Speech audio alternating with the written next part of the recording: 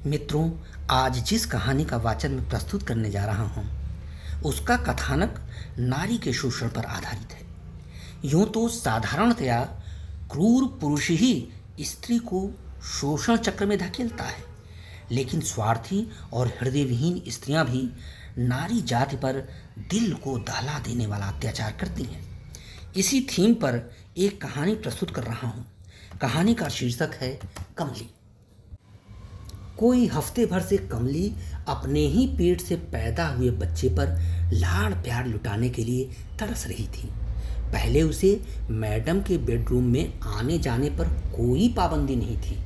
बिना इजाज़त लिए वह वहां जाकर झाड़ू पोछा करने और बिस्तर लगाने घुस जाया करती थी। कभी किसी ने कुछ भी नहीं कहा, लेकिन पिछले सोमवार को मैडम ने दो टूक लफ्ज़ों में कह दिया था, कमली, मैं तेरी हरकत पर कई दिनों से नज़र रखे हुई हूँ। तुम बार बार बेडरूम में जाकर बच्चे को गोद में उठाने और अपने गंदे मुंह से चूमने से बाज नहीं आ रही है। अब तू कान खोल कर सुन ले, तेरा काम खत्म हुआ।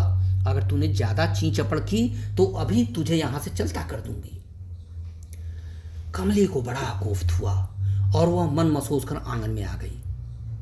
आखिर बच्चे से मुझे परहेज करने के लिए क्यों कहा जा रहा है, जबकि वह मेरे ही शरीर का एक हिस्सा है।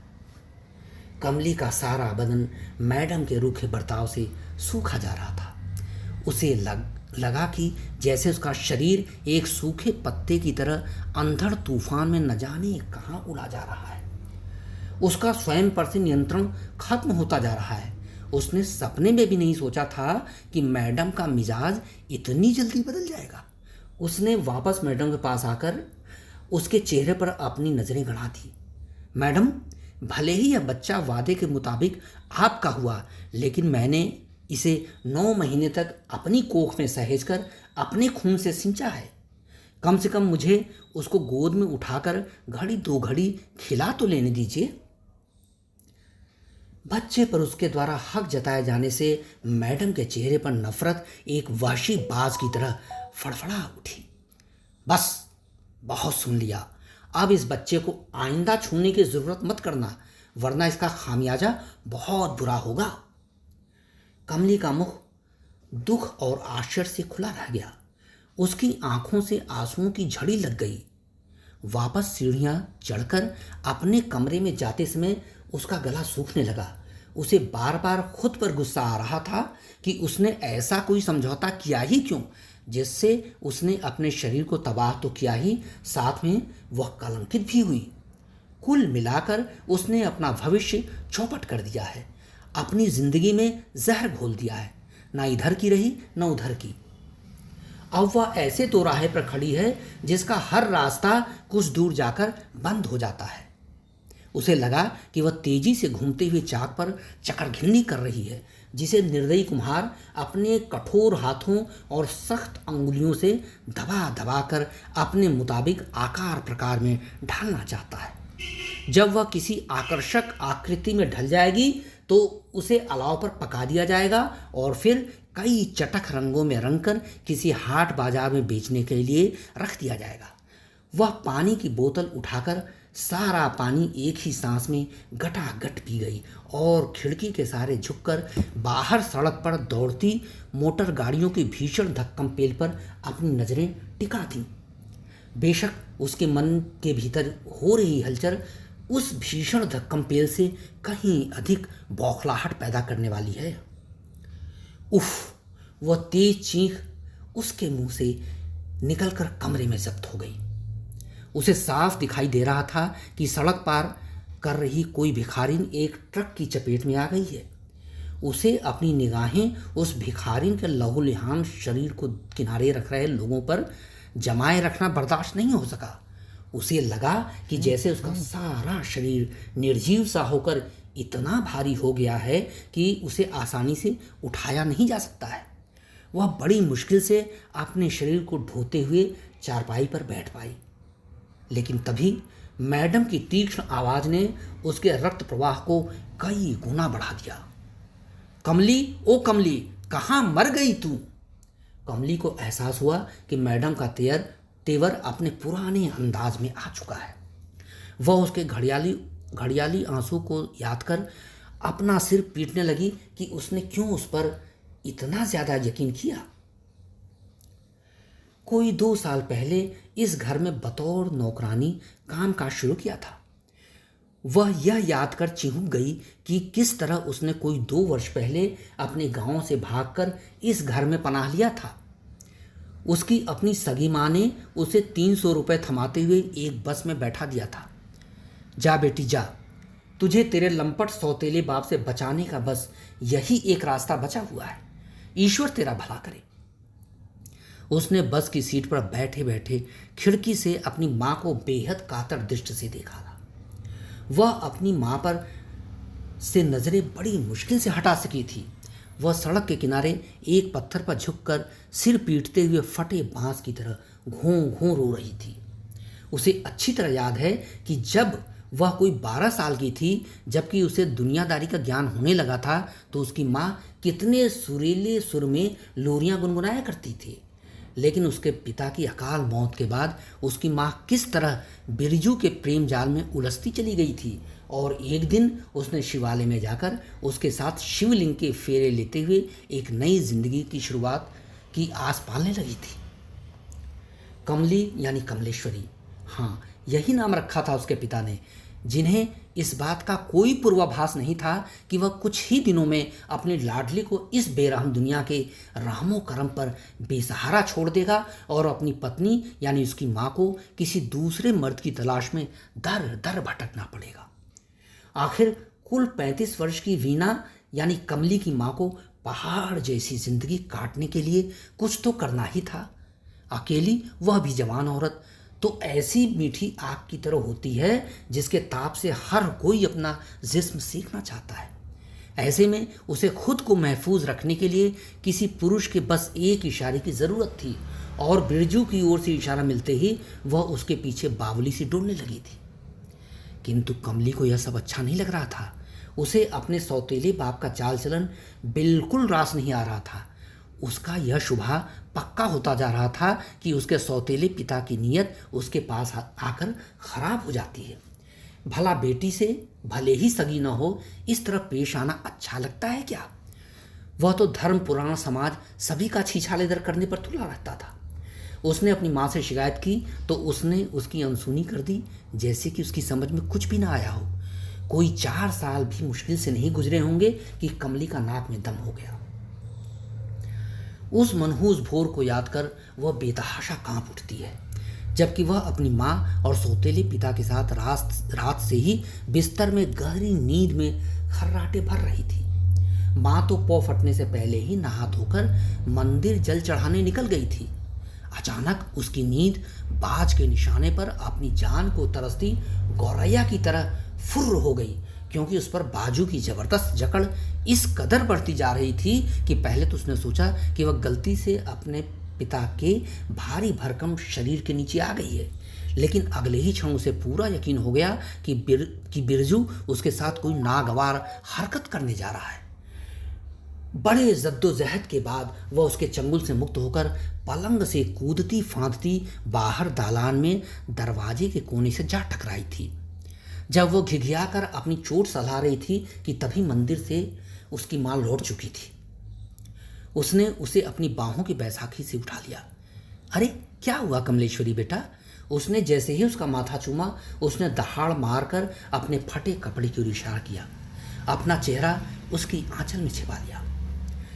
वीना को यह समझने में देर नहीं लगी कि कमली हमेशा बिरजू से क्यों दूरी बनाए रखना चाहती थी, जबकि वह उसे छेड़ने से बाज नहीं आता था।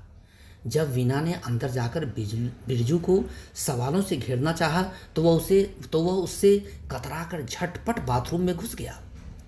उसके बाद कई महीनों तक बिरजू और वीना के बीच तू तू मैं का घमासान दौर चलता रहा। घर की कलह ने हर एक का जीना हराम कर दिया था। एक दिन कमली के तो होश ही उड़ गए, जबकि उसने बिरजू को उसकी माँ के साथ हो रही बातचीत को दरवाजे के पीछे से छिपकर सुना था। कमलेश्वरी कोई मेरी बेटी नहीं है, इसलिए अगर उससे मैं किसी तरह का कोई जिस्मानी ताल्लुकात बनाता हूं तो मेरा कोई धर्म भ्रष्ट होने वाला नहीं है। उस दिन बिरजू के बाहर जाने के बाद उसकी माँ उसके आगे रो पड़ी थी।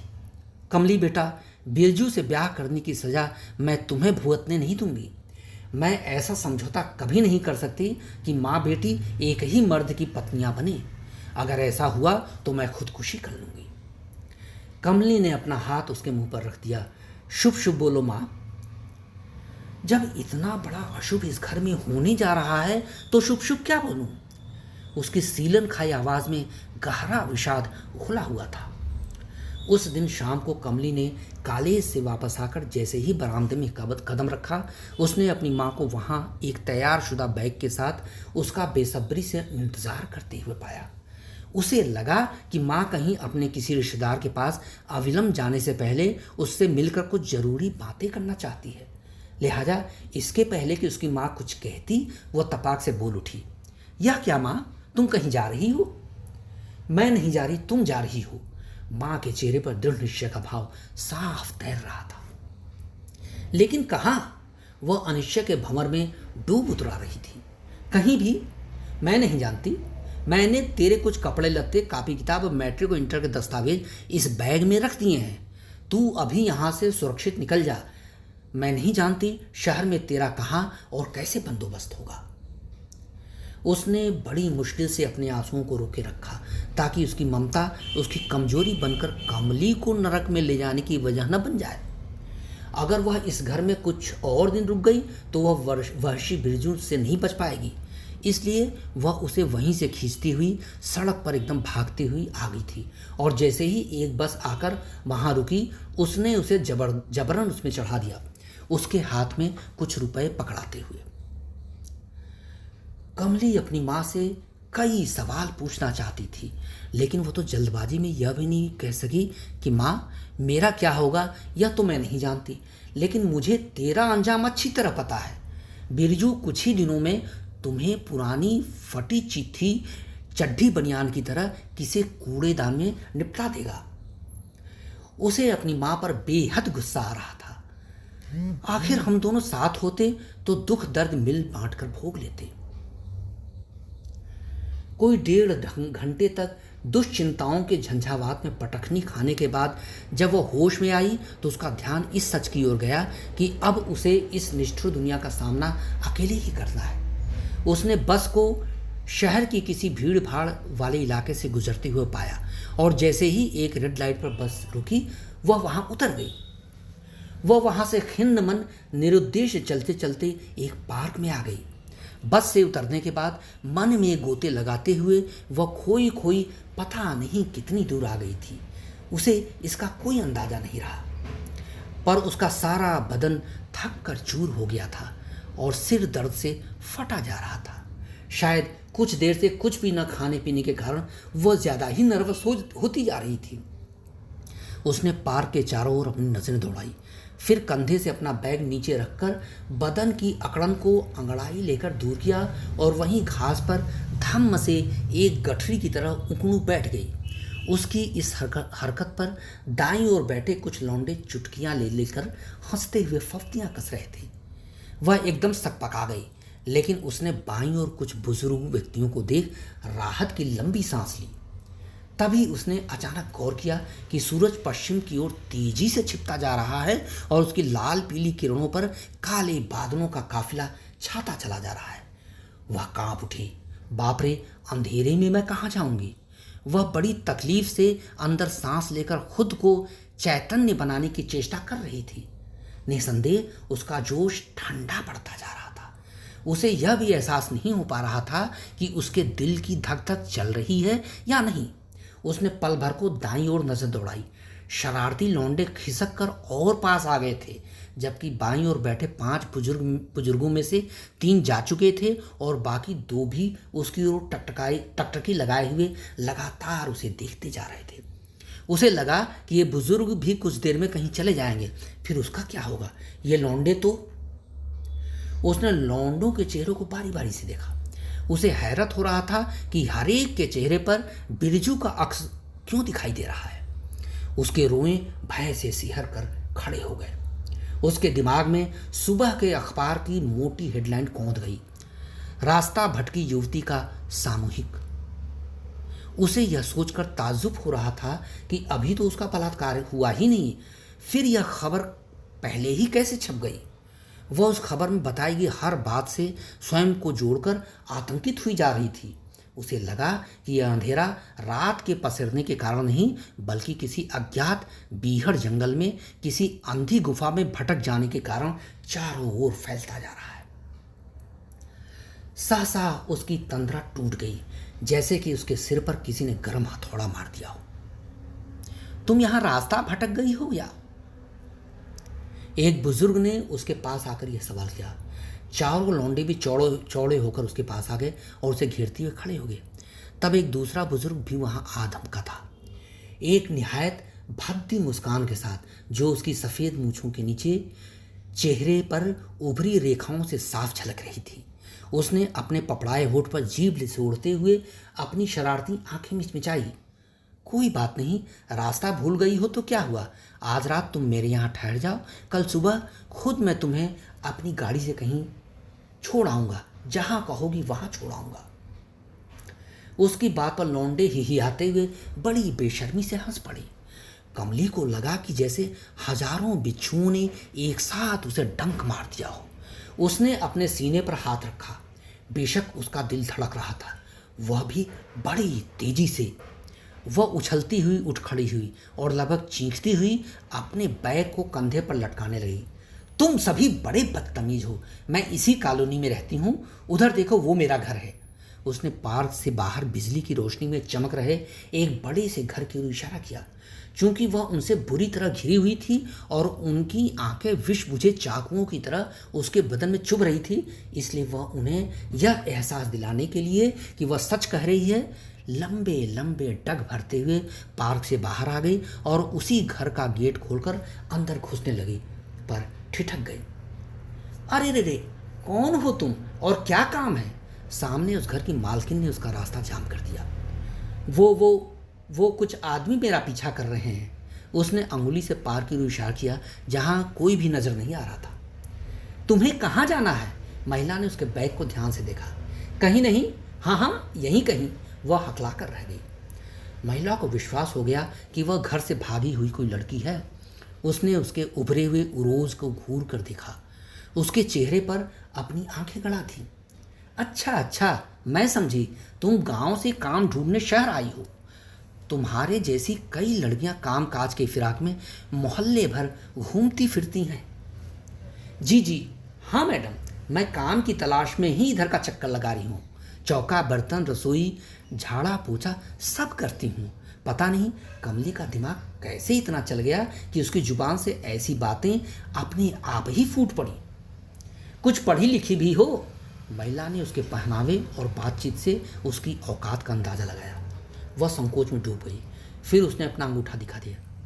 नहीं मैडम, मैं अंगूठा छाप हूँ, एकदम अंगूठा छाप हूँ। उसे लगा कि अगर उसने अपनी शैक्षिक योग्यता बताई तो उसे एक पल भी उस घर में टिकने दिया नहीं जाएगा।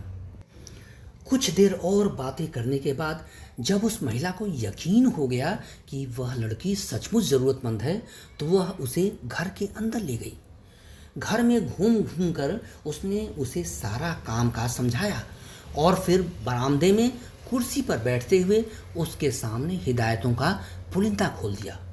देखो, यहाँ कोई चोरी चकारी की तो सीधे थाने का रास्ता दिखा दूंगी। काम साफ सुथरा होना चाहिए। हाँ, टाइम से सब निपटाना। साहब सुबह 8 बजे ऑफिस को निकलते हैं, उनका लंच तैयार करना और उसके बाद घर का सारा कामकाज और रसोई। लेकिन एक बात और। क्या मैडम? कमली की तो जैसे सांस ही अटक गई। सांप से ज़्यादा जबान जदगी मत करना, वरना कान उमेटकर बाहर खदेड़ दूंगी। कमली ने माँ की डांट खा रहे एक बच्चे की तरह अपना सिर हिलाया और मैडम के इशारे पर अपना बैग उठाकर ऊपर सीढ़ियाँ चढ़ने लगी। कुछ देर बाद जब वह बरामदे में दोबारा आई तो उसने मैडम को साहब से बातें करते हुए सुना। सुनो जी, बड़े मज़े की नौकरानी आज चंगुल में फंसी है। कई दिनों से मैं एक नौकरानी की फिराक में कहाँ कहाँ नहीं भटकी। मुझे तो यह कोई मजबूर लड़की लगती है। साहब ने घूमकर लड़की को अंदर जाते हुए देखा। पल भर के लिए कमली की नज़रें भी साहब से टकराई। उसने जाते हुए अपना नितंब ऐसे झाड़ा जैसे कि साहब की आंखें वहाँ चिपक गई हों। कोई साल भर में कमली ने अपनी जी तोड़ मेहनत से घर की गृहस्थी में हींग और फिटकरी लगाकर इसका रंग इतना चोखा बना दिया कि वह घर मंदिर जैसा दिखने लगा। कभी कभार वह बीमार पड़ जाती तो जैसे पूरे घर में जंग लग जाता। बहरहाल उस घर में आकर उसने खुद को बड़ा महफूज पाया था। इसलिए उसने निश्चय कर लिया कि वह उस घर की चाकरी करते करते भले ही बूढ़ी होकर मर खप जाए, उसका चौखट कभी नहीं छोड़ेगी। लेकिन एक दिन उसने खुद को दोराहे पर बड़े धर्म संकट में पाया। उसने महसूस किया कि कुछ दिनों से मैडम उसके प्रति विशेष दयालु होती जा रही हैं और अब उनका रवैया पूरी तरह शुष्क और तीखा नहीं रहा। अब वे उसे जबरन पकड़कर सोफे पर बैठाती, बेडरूम में बुलाकर अपने सिरहाने सिर दबाकर कहती और यहाँ तक कि कभी कभी डाइनिंग टेबल पर साथ खाना खाने की जिद भी करती। कमली को लगने लगा कि मैडम निसंतान होने के कारण अपनी ममता और वात्सल्य उस पर लुटाना चाहती हैं। बहरहाल एक दिन मैडम के बदले हुए व्यवहार का रहस्य उसे तब पता चला जबकि साहब सुबह ऑफिस जा चुके थे। उसने ड्राइंग रूम में कमली को सोफे पर बैठाते हुए उसकी पीठ पर बड़े प्यार से हाथ फेरा। कमली, तुमने काफ़ी समय से इतने दिलो जान से इस घर की सेवा की है कि मैं तुम्हें अपनी बहन जैसे मानने लगी हूँ। अब तुम इस घर की सदस्य जैसी हो गई हो। हमारी तुमसे बड़ी ही आशाएं हैं। मैं वादा करती हूँ कि मैं तुम्हारे प्रति अपनी सारी जिम्मेदारी तुम्हारी बड़ी बहन की तरह निभाऊंगी। आखिर जब तुम इस घर की इतनी चिंता करती हो तो मेरी भी ड्यूटी बनती है कि मैं तुम्हारी चिंता करूं। उस क्षण कमली उसकी बातों में इतनी भाव विह्वल हो गई थी कि वह सुबकते हुए उसके पैरों से लिपट गई। मैडम, मैं हालात की मारी हुई हूँ। आपने मुझे सहारा देकर जिंदगी भर के लिए कर्जदार बना दिया है। मैं आपका कर्ज उतारने के लिए खुद से जो भी बन पड़ेगा वह खुशी खुशी करूँगी। मैं जुबान से कभी नहीं मुकरूंगी। मैडम ने बड़ी चालाकी से उसकी जबान पकड़ ली। कमली, तुम अगर चाहो तो मुझ पर सिर्फ एक उपकार करके न केवल अपना कर्ज उतार सकती हो बल्कि उल्टे मुझे कर्जदार भी बना सकती हो। वो कैसे? उसका मुंह ताज्जुब से खुला रह गया। उसने उसे उठाकर अपने सीने से लगाया, फिर उसका माथा सहलाने लगी। तुम मेरे बच्चे की माँ बन जाओ कमली, मैं तुम्हारा यह एहसान मरते दम तक नहीं भूलूंगी। मैं आपका मतलब नहीं समझी मैडम। मैडम की आंखें बरसने लगी। इस घर की दीवारें एक बच्चे की किलकारियों की मोहताज हैं। भगवान ने मुझे औरत का रूप रंग तो दिया है पर मुझसे माँ बनने का हक छीन लिया है। बहुत कोशिश की मैंने और तुम्हारे साहब ने, लेकिन किस्मत का बदा हम नहीं टाल सके। मेडिकल जांच से पता चला कि कमी मुझ में है। मैं कभी माँ नहीं बन सकती। वह फफकते हुए कमली के सीने से लिपट गई। लेकिन इसके लिए मुझे करना क्या होगा? कमली अभी भी नहीं समझ पा रही थी कि वह मैडम की मदद किस प्रकार से कर सकेगी। मैडम उसके सीने से अलग होकर दोनों हाथ बांध कर खड़ी हो गई। बच्चे पैदा करने के लिए जो एक औरत करती है वही तुम्हें करना होगा, बस कुछ मिनट के लिए अपने साहब के साथ। इसके लिए मैं तुम्हें मुंह मांगा इनाम दूंगी। कमली अवाक रह गई। उसने सोचा भी नहीं था कि उसे मैडम के एहसानों का बदला इस तरह चुकाने के लिए मजबूर होना पड़ेगा। उसने बड़े धर्म संकट में अपना सिर झुका लिया। उसकी चुप्पी बता रही थी कि उसे सारी बातें समझ में आ गई हैं। कुछ मिनट मौन अजगर की तरह सांसें लेते हुए पसरा हुआ था। फिर वह सोचने लगी, जब मैडम सारे भेदभाव मिटाकर मेरे प्रति इतनी आत्मीयता से पेश आ रही हैं तो मैं भी अपना सर्वस्व उस पर न्यौछावर करने से पीछे नहीं हटूंगी। कमली के तलवे से चिपकी जबान फिर हिल उठी। पर मैडम, मेरा क्या होगा? क्या मुझे अभागन की किस्मत में यही सब लिखा हुआ है? मैडम ने अपना हाथ उसके मुंह पर रख दिया। तुम्हें बिल्कुल घबराने की ज़रूरत नहीं है कमली। उसके बाद मैं तुम्हारी परवरिश अपनी बहन की तरह करूँगी। तुम्हारी ज़िंदगी की सारी ज़रूरतें पूरी करूँगी। तुम्हारा शादी ब्याह और सब कुछ करूँगी। कमली को लगा कि जैसे मैडम के शब्दों ने उसके हाथ पैर में बेड़ियां डाल दी हैं जिनसे वह कभी मुक्त नहीं हो सकेगी। उसने एहसास किया कि उसके लिए ये बेड़ियां ही अच्छी हैं, लेकिन वह तो पहले ही मैडम का कर्ज उतारने के लिए अपनी जुबान हार चुकी है। कमली ने जोर से अपना सिर झटक कर हिलाया और वह वापस वर्तमान की खुरदुरी जमीन पर आ गई।